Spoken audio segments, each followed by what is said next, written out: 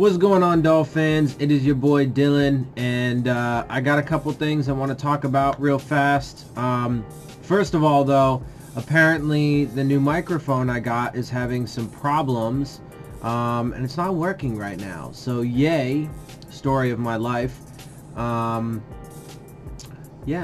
so that's disappointing, but I'll get that worked out.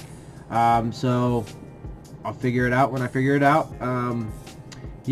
So go ahead and get into the stuff that's actually kind of important, or that is important, some of the information and stuff that you guys need. So first and foremost, there have been reports and stuff about the fact that Chad O'Shea has not yet made a determination on the quarterback situation.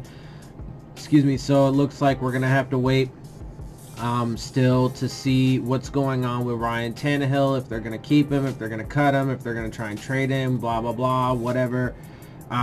So there's that. So that's still up in the air, and we'll have to wait and see how that pans out. Let's see. The next thing to talk about is that obviously I had mentioned before that there's a possibility the defense could be going to a 3-4-4-3 hybrid sort of thing, and it looks like the additional reports that have come out today or whatever are substantiating that. So it looks like will be both. So I mean, you know, obviously there's going to have to be some personnel adjustments, and look, so part of this, though, that needs to be understood going into this upcoming season is that there's going to have to be personnel adjustments, right? We're going to have to maybe get rid of some guys, get some new guys. We're going to have to implement not necessarily an entire new scheme, but now we're going to have 3-4 elements in there. There's going to be plays and stuff in there that are like that.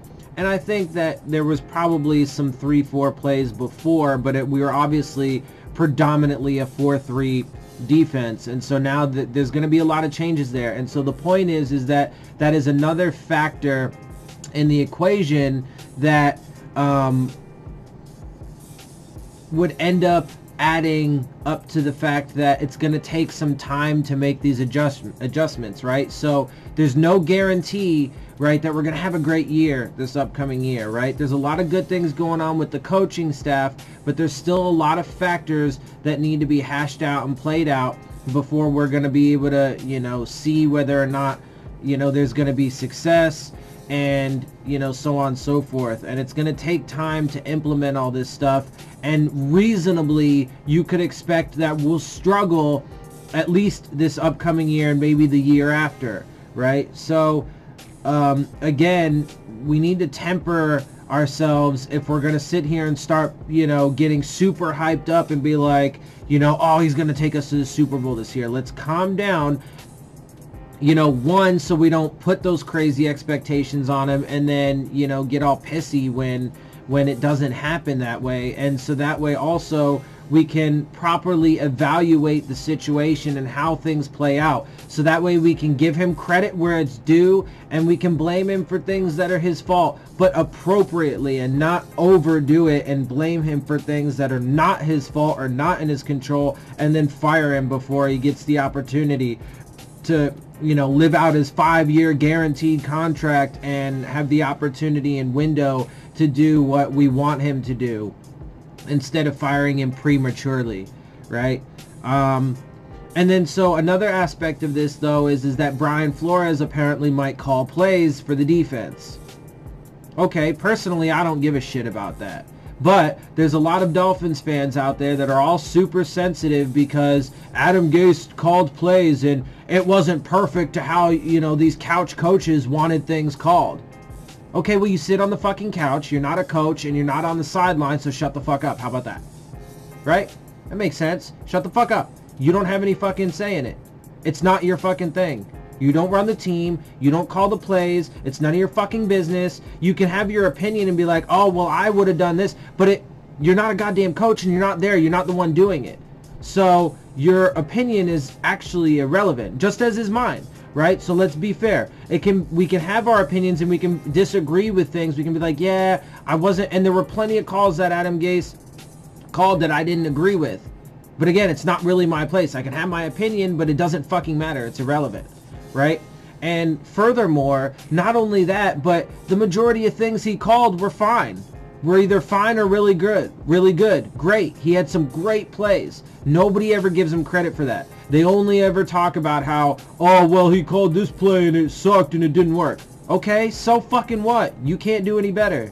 Get over it. Get over yourself. For all of those, by the way, that feel that way. I know not everybody does, and so on and so forth. But just keeping it real, right? So, but anyway, so are Dolphins fans going to get all pissy because Brian Flores is not letting his defensive coordinator? Are they going to say immediately? Matter of fact, all of those Dolphins fans and all of the media and everybody that said that it was a problem that Adam Gase was calling plays and that he wasn't calling plays well enough and that he should pass it off to his offensive coordinator, and all those people that were bitching because he was on the sideline sitting on the bench going over the previous drive that didn't do so well so he can try and figure out what's best for the next drive. For all those people that bitched about all that shit, you should immediately, right now, day one, be like, no, Brian Flores needs to give Patrick Graham play calling abilities, and that he should not. Because then you would actually be consistent with your arguments. But if you're not, and you say, okay, well, even if you say, okay, well, let's see what happens, then you're being hypocritical and inconsistent because you put so much on Adam Gase's plate and on his shoulders and gave him so much shit for it when it was completely unnecessary and unwarranted. So, again, personally, I don't really give a shit, okay? Because it's up to him. It's his fucking choice. We don't have a say. We can like it, we can not like it. It doesn't really matter if we like it or not like it because we don't have control over that, right? So, you know, look, I mean, it is what it is. I mean, we'll have to see. You know, I absolutely guarantee, though, that if he does end up having play calling abilities, one, you're not going to hear all these people that bitched about Adam Gase having play calling duties you know, say that Flores should pass it off. Most of them probably won't. I'm not going to say all of them, all those people. Some of them might. But then furthermore, later on down the road, I guarantee you'll hear Dolphins fans bitching and moaning and griping about how he's sucking at play calling or this, that, and the other, especially if things don't go as instantly gratifying as Dolphins fans want it to in the first year, which is reasonable and logical that in the first year of a regime change, when they're completely shaking things up, when they're having a whole new staff, when they have to implement their culture and their new schemes and get players they want and blah, blah, blah, it's reasonable and logical and far more likely that we'll have a down season this next year. So if and when that happens, let's see where all these Dolphins fans are that are like, oh, Brian Flores should pass off play calling. Or matter of fact, even if, let's say, he does manage to go, you know, like I said, 10-6 or whatever, make the playoffs in the first year, like Adam Gase did, right? And of course, back then, people weren't bitching and moaning and griping so much about how Adam Gase called plays. But when we have a down year in year 2 and 3, due to things that are absolutely not his control, he gets fucking so much blame for the overall picture when that is such a tiny, tiny, tiny factor of the overall equation. But we'll see how that plays out. So also, real quick, a couple roster moves that were made. So it appears the Dolphins have signed defensive lineman Tank Carradine from the Raiders. Looks like Carradine is an FSU product with 5 years of NFL experience. He has 77 tackles, 5.5 sacks, and 1 forced fumble in 45 games. And we have also signed cornerback Jamal Wiltz from the Pats practice squad, who was on their practice squad the past couple years. So a couple additions. Also, people were commenting, of course, that it's funny, ironic, and seemingly suitable that the Dolphins' first signing of the offseason is a dude named Tank.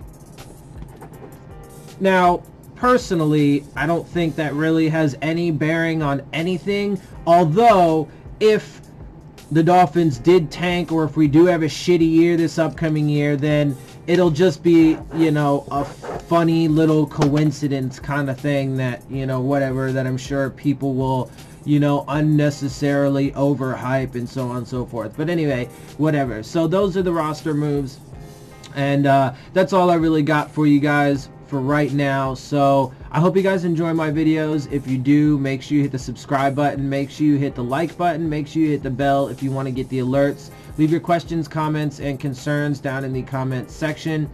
And of course, as always, make sure you follow me on Twitter at Dillon Tartaro. And with that, I'm out. I'll see y'all soon. Fins up.